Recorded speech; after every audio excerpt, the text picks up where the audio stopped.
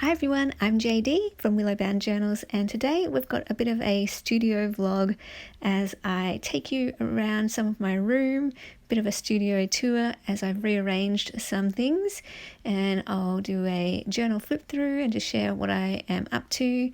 And that is my crystal in my window that shines beautiful rainbows around my room and on my desk. I absolutely love it. I love waking up in the morning to a rainbow room. I feel like I'm living inside a rainbow, and it's such a simple thing that gives me a lot of joy. And along with my cat Keanu, this is my beautiful black cat, and he is such great company, great crafting company. And so those are two things that give me a lot of joy, along with journals and writing and creativity. So here's one of the things I've rearranged. This Raskog trolley used to hold my ephemera for journal making, but now it holds my journals that I'm working in and my folders and things like that. So they're easy to reach from my desk. And this is the journal that I was using for Messy May for 2023. So for those who don't know what Messy May is, I believe it's run by Kaylee Gray from Get Messy Art. And I started this last year. I think they do it every May. Not sure how long it's been running for, but I did join in last year. And I don't do it all in May though, hence why this video is coming out so late. I still haven't finished that journal. Last year when I did my Messy May journal, which I'll do a completed flip through of for you later on in this video, I think I was still working in that till October. But there's just a daily prompt for the month of May, and I just get around to those prompts whenever I feel like it, basically. And it's just a great way to sort of get out of my comfort zone, try new things, experiment, try different techniques, different materials, and just enjoy the process and see how it goes.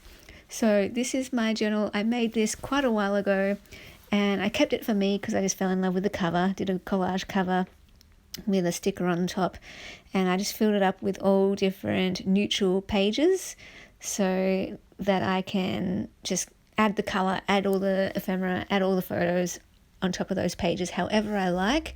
My preferred journal has blank pages basically, so I can add whatever I want to them.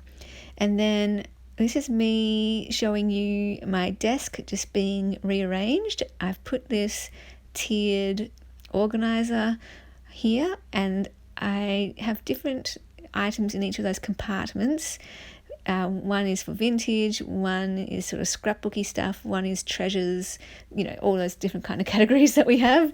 And I included all this here because I thought I would use it for Messy May, that I could have this stash on hand just at my desk within arm's reach. And all of this I was planning to use for Messy May, but I've actually realised that I enjoy, when it comes to art journaling, not so much using ephemera, but using paint, markers, pencils, crayons, that kind of thing. So I didn't really end up using much of this at all. So I might have to rethink that, because it's been on my desk for quite a while with the aim of, okay, I can see it, it's right there in front of me, now I get to use it. But it's been sitting there for a long time, and I think I will have to rethink what on earth I'm doing with all of this stuff. But over on top of my printer, I also have this little acrylic organizer, I think it's called, and I have smaller pieces in there of stickers and ephemera that I thought I would also use perhaps with the Messy May journal challenge, or it's just storage because it's pretty to look at. And the idea is always, if it's close by and I can see it, I will more likely use it, but I'm not even using this. Anyway, up here I've rearranged this as well. My Delphonics pouch used to be on my desk where the wooden organizer was, but I've lifted it up higher and it's still within arm's reach, and I'm quite happy with it there. And I've got all my pens and dual brush pens, scissors, all that kind of thing is up there. Got my vintage organizer that one's more for making journals and some of my treasures. Here in front of me is where I keep my glue and my washi tape and some of those art supplies.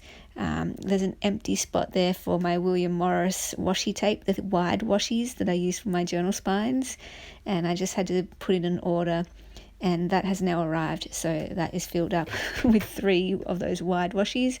And my typewriter, I moved this over to the left. It used to be on the right side of my desk, or sort of to the right in front, but now I've got that to the left so it doesn't poke out too much and take up my crafting space.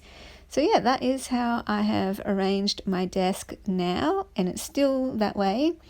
I'm always rearranging and organising things though, so always thinking about what's making me happy to look at, because when I'm arranging my stuff, I want it to look pretty and also be functional.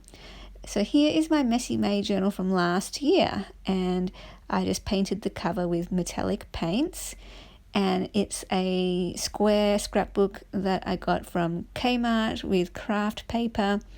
I used these a lot last year, a lot.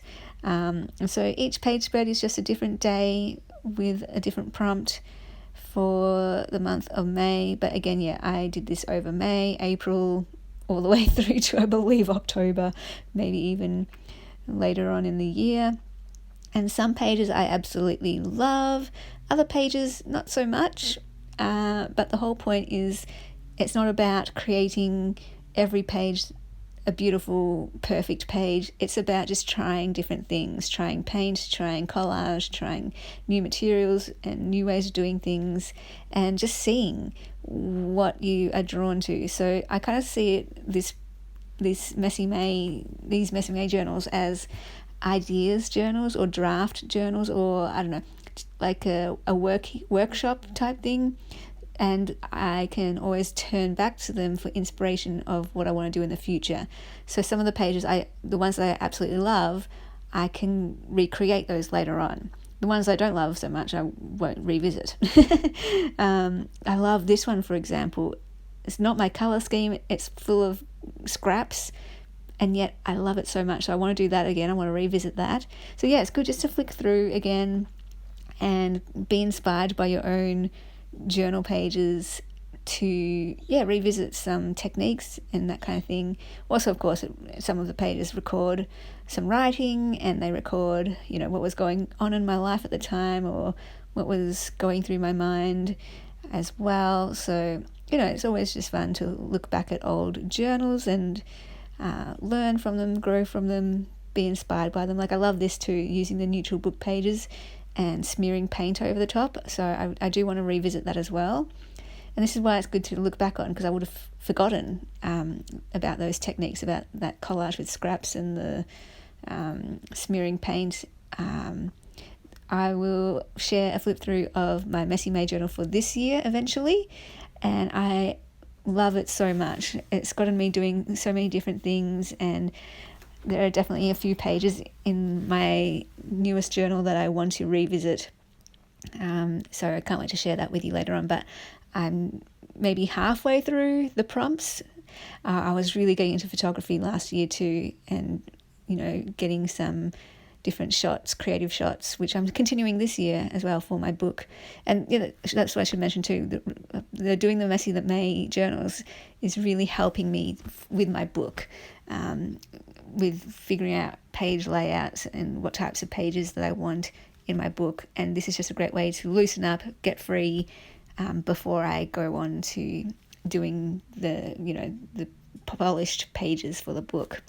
So yeah, that's why I'm doing this project, Messy May. I'll leave the link below to it, and I will see you guys in the next video. Thanks so much for watching. Bye guys.